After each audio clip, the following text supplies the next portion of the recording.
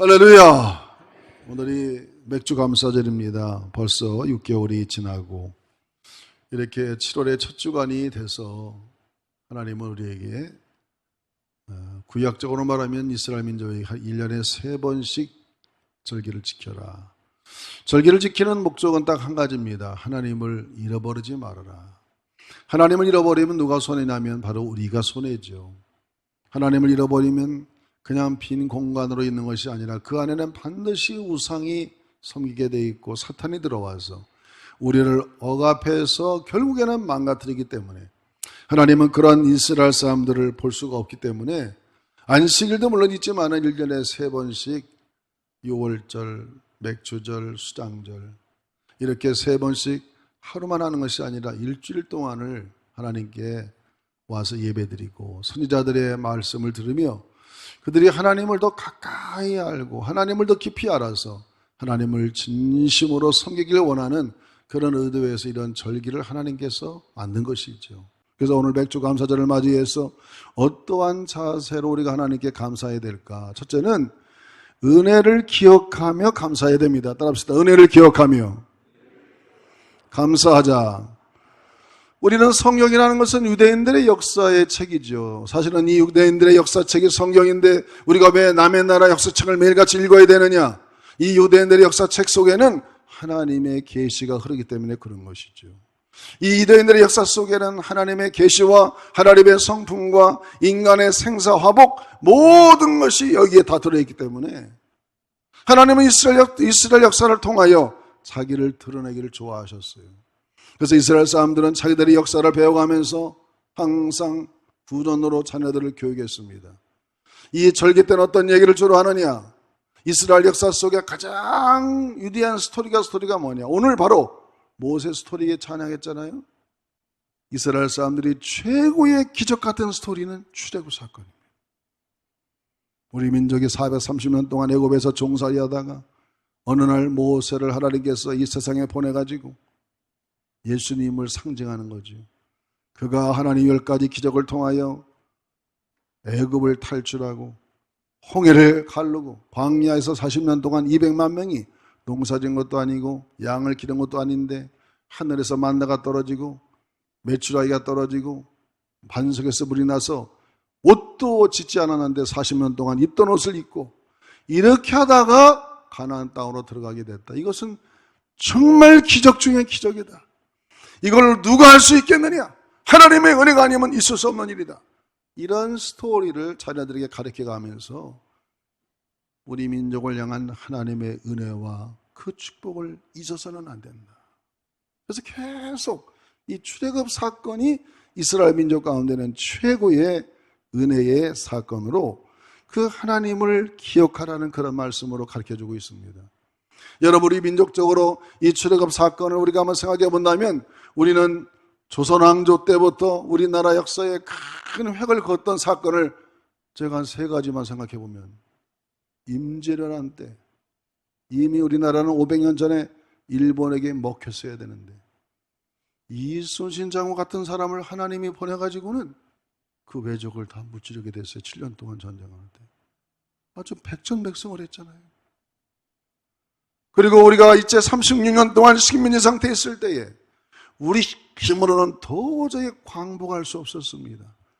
2차 대전이 일어나갖고 일본의 원자폭탄이 2개 떨어지니까 일본이 손을 들어서 우리는 연합군의 승리로 우리가 자유가 해방이 되지 않았습니까? 이게 우리의 힘이 아니지. 하나님의 은혜였습니다.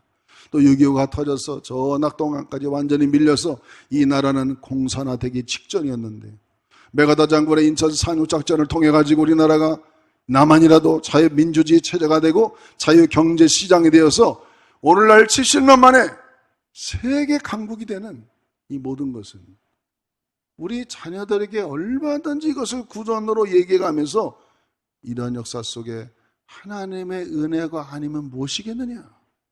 따라합시다. 하나님의 은혜에 감사합니다. 여러분이 하나님의 은혜가 아니라고 어떻게 해석할 수 있겠어요? 우리나라 역사를 5,000년 따지지만은 5,000년 역사 속에 이렇게까지 세계적인 나라가 된 것은 근래밖에 없습니다.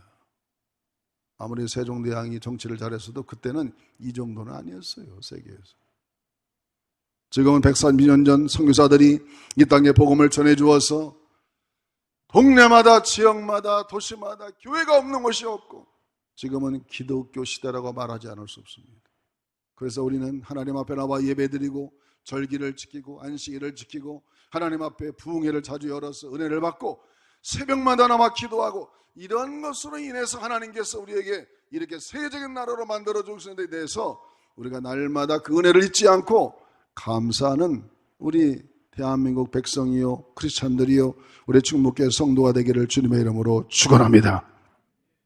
그래서 이 모든 맥주절의 절기는 예수님을 상징하는 겁니다. 6월절은 십자가에 돌아가신 예수님의 보혈의 의미를 생각하는 것이고, 이 맥주절은 첫 열매가 보리맥, 첫 곡식을 거둘 때 하나님께 드리는 것처럼 부활의 첫 열매가 되신 예수님을 상징하는 것이고, 마지막 수장절은 모든 1년 동안의 곡식을 알곡과 쭉정이를 갈라서 알곡을 저장하듯 예수님이 재림하면 우리의 신앙도 알곡이 있고 쭉정이 있어가지고 갈르는 제 이름의 주님을 생각하는 것이 수장절입니다.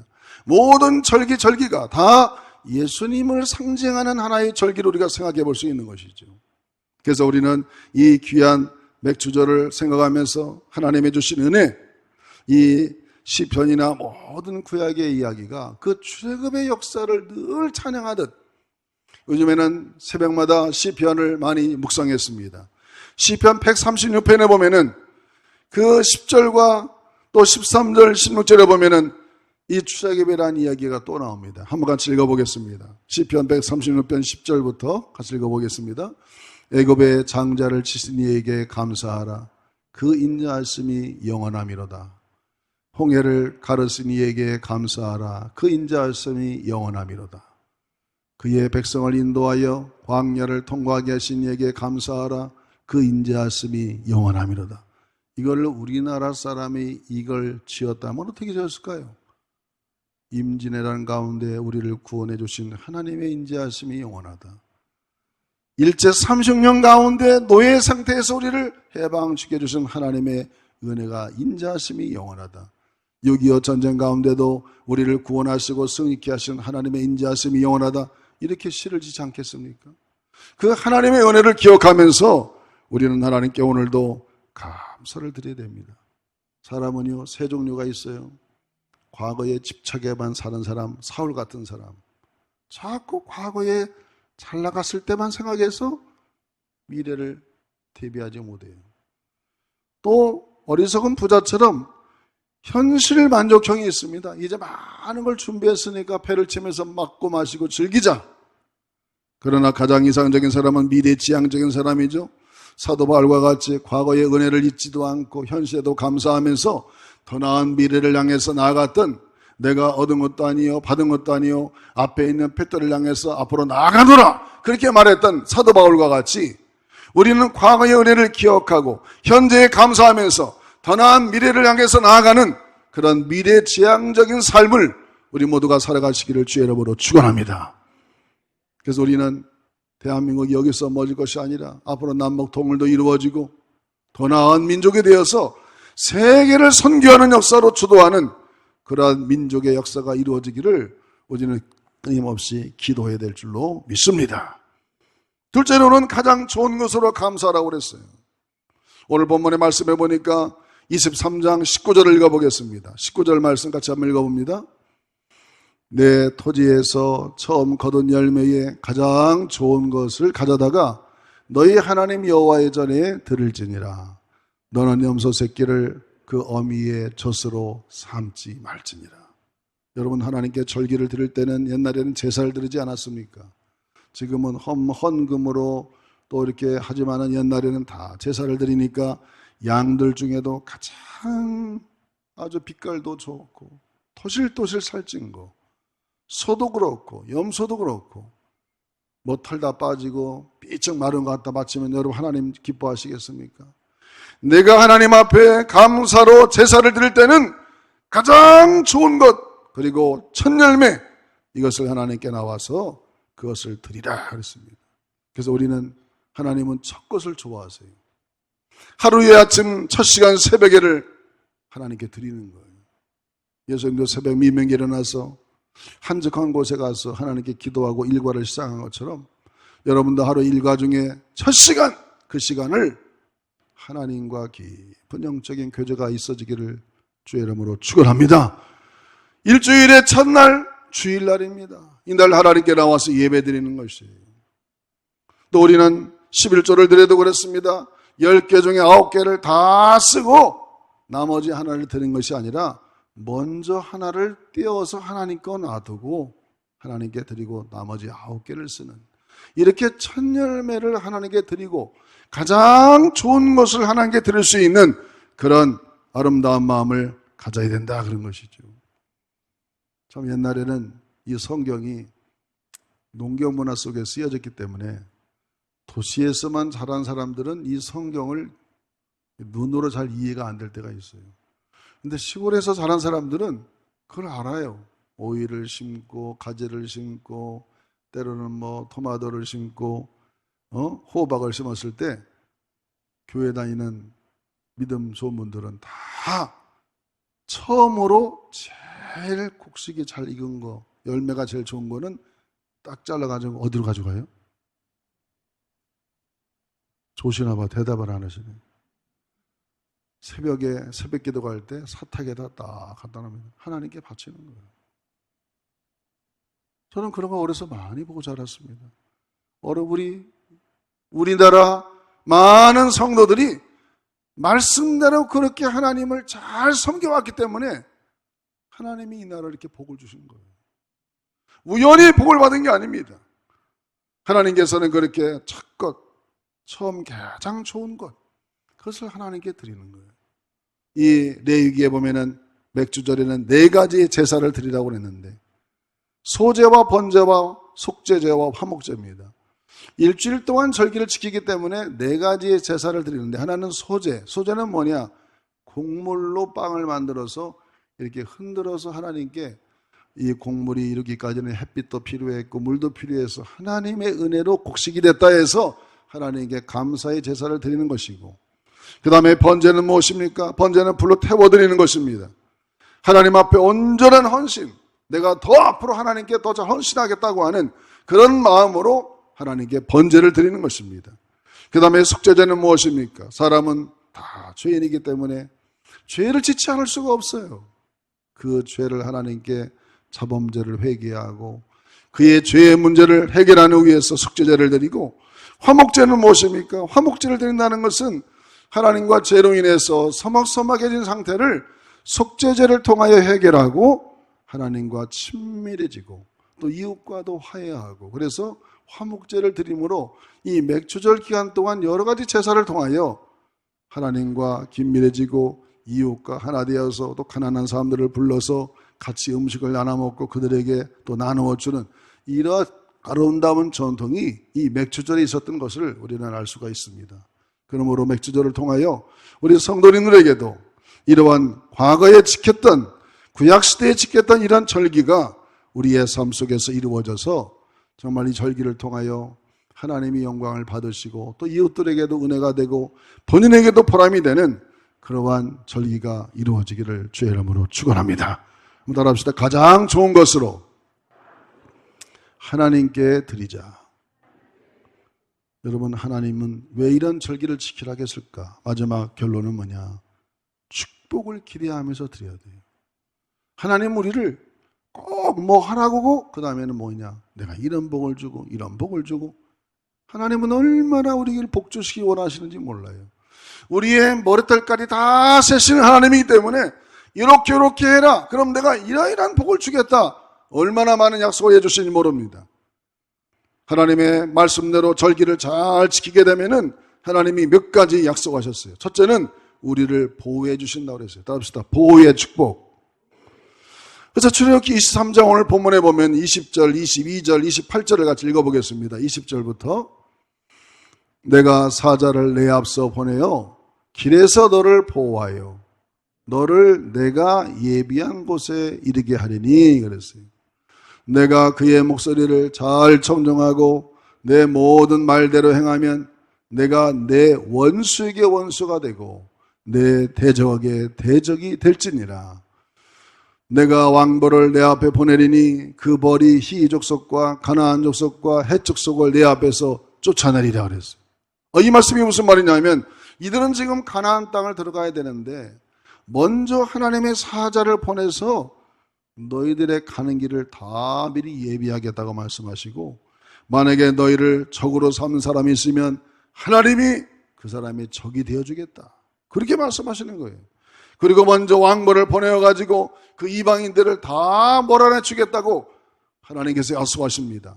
절기를 잘 지키고 은혜를 기억하면서 하나님의 말씀에 순종하면 이렇게 보호의 축복을 받는 하나님의 은혜를 주신다 약속하셨습니다.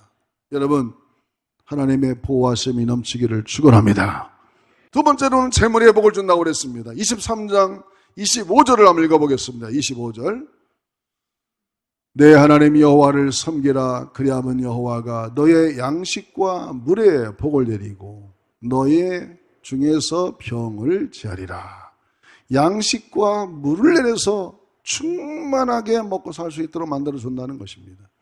아마 지금 우리나라가 몇십 년 전만 해도 요쯤 되면은 이제 먹거리가 다 떨어져 가지고 산에 올라가서 나무 껍질을 벗겨 먹는다든지 풀을 베어 가지고 죽을 써 먹는다든지, 여러분 그런 일이 얼마나 많았습니까? 그런데 지금은 너무 먹을 게 많아 가지고 가능하면 안 먹으려고 그래. 안 먹으려고. 어떻게 하면 안 먹고 좀 이렇게 좀 다이어트를 해볼까? 여러분 정말 기적 같은 일이 아니겠습니까? 하나님께서 네가 하나님의 말씀에 순종하고 절기를 잘 지키고 가장 좋은 것을 하나님을 잘 섬기면 내가 햇빛과 물을 주어서 내 곡식을 충만하게 해준다. 먹고만 사는데 문제 없도록 해준다는 것이죠. 여러분, 이러한 축복을 우리가 영원히 빼앗기지 않기를 주의 이름으로 축원합니다. 우리 자손들에게 분명히 신앙을 물려주어서 이 하나님의 축복을 빼앗기지 않고 주는 자의 축복으로 만세토록 이어가는 그러한 우리의 신앙생활이 되시기를 주님의 이름으로 축복합니다. 세 번째로는 건강의 복을 준다고 그랬습니다. 하나님께서 우리에게 건강의 복을 주신다. 여러분, 병을 다 제거해 준다고 그랬거든. 그래서 코로나19가 와가지고 하나님께 기도합니다. 하나님이 병을 좀 제거해 주시죠. 그렇게 누가 기도하지 않는 사람 누가 있겠습니까? 그런데 우리가 생각해 보면 이 코로나는 그렇게 쉽게 끝날 것 같지가 않다 이거예요. 저도 목회 계획이 봄에 이렇게 평신도 제자 훈련책을 다 만들어 놓고 3월 달부터 개강하려고 했는데 봄 지나면 해결되겠지. 가을이 하면 되겠지. 그래도 이게 끝나질 않는 겁니다. 그래서 이제 뉴스를 자주 봅니다. 우리나라의 탁월한 의사들이 나와서 앵커들하고 대화합니다. 그래서 9시 뉴스 앵커가 우리 딱 가놓고 얘기합시다. 백신이 언제 나옵니까? 미국이나 영국은 내년 초, 우리나라는 내년 연말이 나올 겁니다. 그리고 그냥 빨리 안 된다는 거예요. 저는 그 얘기를 들었을 때 많은 사람들이 얘기하죠. 이제는 장기전에 돌입해야겠다. 우리가 빨리 나오면 너무 좋잖아요. 이게 이런 시스템이 앞으로 꽤 오래 가겠구나. 그런 생각을 하니까 여러분 얼마나 우리의 마음의 자세가 중요한 말이에요. 사람들이 모든 병의 근원은 마음입니다. 의사들이 병의 원인의 70%가 스트레스라고 했어요. 우리 마음이 정말 하나님 안에서 믿음으로 충만해져서 담대해져야 됩니다. 우리 마음을 만드신 하나님께서 그 마음이 튼튼해지고 건강해지고 긍정적인 마음을 가지려면 다른 거 없어요. 약을 2개 먹으면 돼요. 무슨 약을 먹으면 되죠? 구약하고 신약을 자주 드시면 됩니다. 하나님 말씀을 매일같이 먹고 묵상하고 그리고 열심히 다니엘처럼 3번씩 기도하고 그러면 내 안에 하나님의 영으로 가득 채워지고 성령이 충만하면 아무리 환경이 여주경치고 어떤 병들이 유행해도 여러분 믿음이 강해지면 담대해질 줄로 믿습니다. 그러나 그런 믿음이 없으면은 이 아파트에 누가 감염됐다 그러면 벌써 막 마음이 오라드는 거지. 따라합시다. 사명이 있는 자는 죽지 않는다. 만약에 우리가 죽음을 맞이하게 되면 우리는 영적으로 해석해야 돼. 내 사명이 끝났나 보다. 그렇게 생각하는 거예요. 여러분, 사명이 있으면 죽지 않습니다. 우리는 주님 만나는 그날까지 뭔가 분명한 목표를 가지고 사명을 충실하게 감당할 수 있도록 그런 비전과 꿈을 가지고 살아가야 됩니다. 그래서 우리는 말씀을 묵상하고 또 날마다 하나님의 은혜를 구하고 기도해서 뭔가 하나님의 꿈을 가지고 살아가는 사람은요, 이 마음이 담대해지면 이렇게 병들이 무수할 필요가 없어요. 마음은 강하고 담대하게. 그래서 하나님께 한번 물어봤습니다. 하나님, 왜 이렇게 이 백신을 안 되게 합니까? 그랬더니 어느 날 이런 감동이 오더라고요. 왜 이렇게 백신이 오래 걸릴까? 이 세계는 천재들도 많고 제약회사도 많고 웬만하면 빨리 만들 텐데 왜 이렇게 오래 걸릴까? 제 느낌은 그런 생각이 들더라고요. 하나님이 생각할 때 너희들이 그동안 너무 교만했어. 사람이 계획해서 안 된 게 하나도 없었거든요. 이제는 저 우주를 누가 먼저 탐지하느냐? 우주 전쟁까지 벌어지는 시대고, 그동안 사람들이 과학 문명이 너무 발달해가지고 생각만 하면 안 되는 게 없었어요. 그런데 하나님이 한번 딱 조그마한 바이러스 하나 보내니까 이 세계가 올스톱이야. 그래서 요즘에는 이런 생각을 할 수밖에 없죠. 인간이 너는 누구냐? 네가 아무리 우주적인 과학자랄지라도 야, 너는 한 줌의 흙에 불과해. 너는 티끌과 같은 존재야. 너는 먼지와 같아. 내가 불면 날아갈 뿐이야. 네가 뭔 지식이 많다 해도 하나님 앞에서는 아무것도 아니야. 이 코로나 바이러스가 또 변종돼서 새로운 게 나온다 보니까 이게 하루아침에 빨리 만들어내기가 이렇게 어렵다는 거예요. 이 70억 인구 중에 얼마나 과학자가 많고 머리 좋은 사람이 많습니까? 하나님이 우리를 겸손하게 만드는구나. 그런 생각이 들어서 한번 더 합시다. 우리는 한 줌의 흙에 불과하고 티끌과 같은 존재다. 교만할 이유가 없다. 정말 하나님의 은혜를 구하지 않을 수가 없어요. 이 하나님이 지혜를 주지 않으면 만들어낼 수가 없습니다. 하나님의 은혜로 살 수밖에 없는 거예요. 우리가 하루를 살아도 하나님의 은혜로 살기 때문에 우리는 그저 하나님 앞에 은혜를 구하고 감사함으로 제사를 드리는 그런 마음을 갖고 살아야죠.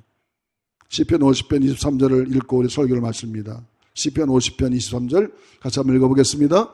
감사로 제사를 드리는 자가 나를 영화롭게 하나니 그의 행위를 옳게 하는 자에게 내가 하나님의 구원을 보이리라. 그래서 여러분, 아무리 이 코로나가 오래가고 변종이 생기고 별의별 일 생겨도 감사하면서 예배하는 자는 하나님이 보호해 줄 줄로 믿습니다.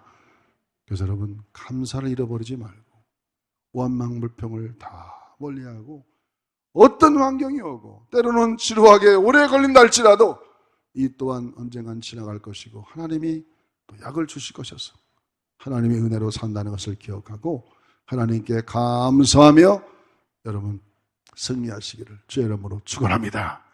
한번 따라합시다. 하나님 감사합니다. 모든 일에 감사합니다. 감사하며 살겠습니다.